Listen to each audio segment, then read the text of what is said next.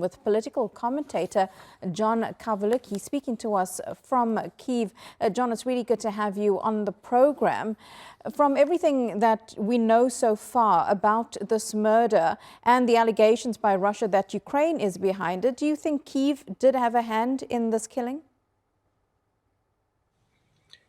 Given everything, given the history, yes. And Ukraine has taken credit for some of these attacks in the past.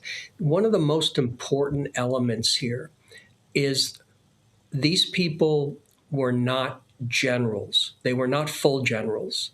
They were those under the generals, meaning they're the ones that actually do the work. So the Ukrainians are very smart. When you kill a full general, that's someone who has been years in the making. They've reached the top, and sometimes they become more like a chairman as opposed to a CEO, less operational. Ukraine has gone after the operational people, that level under the generals, and that means that there's more distance now between the top and the next level. So the Ukrainians are being very, very smart about how they're doing this. So if it is these CEOs, as you frame it, the ones that are being killed, how is it then going to affect the ongoing war, especially as things seem to be intensifying in the east with the winter months coming up?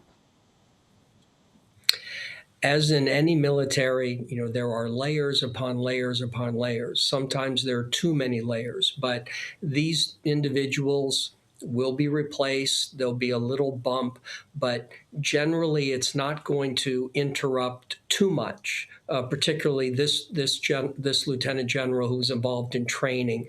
It's not even though he's been there a long time, so he has a lot of operational experience, he's someone that can be replaced. He's not, absolutely essential on a day-to-day basis. So I don't think we're going to see much of an interruption in terms of how Russia proceeds with the war, implementing it, planning it. What you will see, though, is the Russian Ministry of Defense starting to take some time to say to President Putin, we do need an act of revenge on this. And what kind of latitude are you going to give us to exact revenge upon the government of Ukraine?